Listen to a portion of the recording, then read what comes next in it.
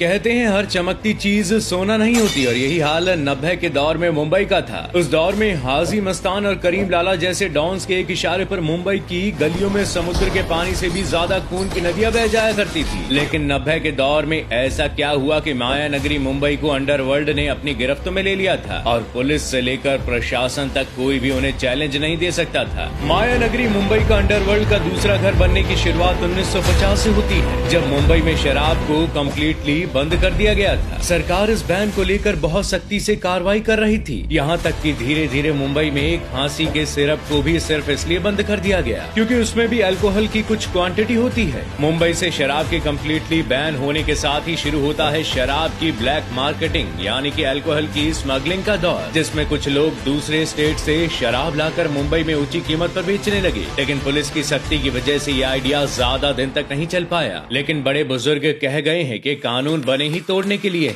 और इसी बात को मुंबई के कुछ लोगों ने सीरियसली लेकर छुप छुपाकर शराब की भट्टियां लगानी शुरू कर दी। कहा जाता है कि भट्टियां लगाने में मुंबई पुलिस का भी हाथ था, इसलिए उनके नाक के नीचे शराब बनती रही और उन्हें उसकी बू तक नहीं आई। देखते ही देखते मुंबई में ढेर सारी शराब की भट्टियां खुल गई और इलीगल शराब के बिजनेस में कंपटीशन बढ़ने की वजह से सभी भट्टियों के मालिक एक दूसरे के दुश्मन होते चले गए और शराब के बिजनेस में अपना सिक्का चलाने के लिए मुंबई में आए दिन गैंग वॉर और स्ट्रीट फाइट होने लगी। देखते ही देखते मुंबई लोकल डॉन का अड्डा बन जाता है। इन्हीं गैंग लीडर्स में सबसे पहला नाम हाजी मस्तान का आता है। शुरुआत में हाजी मस्तान ने एक शिपयार्ड में मजदूरी का काम किया था, लेकिन धीरे धीरे वो एंटीक और कीमती चीजों की स्मगलिंग करके खूब मालामाल हो गया और कुछ ही टाइम बाद मुंबई के पूरे समुद्र पर राज करने लगा। इसके बाद मुंबई में कई डॉन जैसे करीम लाला, बड़ा राजन, छोटा राजन, मान्या सुरभि आए और चले गए। इसमें से कुछ तो पुलिस के एनकाउंटर में मारे गए और कुछ की नेचुरल डेथ भी हो गई। लेकिन मुंबई में अंडरवर्ल्ड के दिन तब भर गए जब उन्होंने 1993 में आईएसआई और बाकी आतंकवादी ऑर्गेनाइजेशन से हाथ मिलाकर बाबरी मस्जिद का बदला लेने के लिए एक के बाद एक 2 घंटे में 12 ब्लास्ट करवाए थे, जिसमें लगभग 250 से ज्यादा लोगों की मौत हुई और 1300 के करीब लोग घायल हुए थे। इस ब्लास्ट से पुलिस अंडरवर्ल्ड के पीछे हाथ धोकर पड़ गई, जिसके बाद महाराष्ट्र सरकार ने मकोका एक्ट पास करके मुंबई पुलिस को अंधाधुन एनकाउंटर करने की छूट दे दी।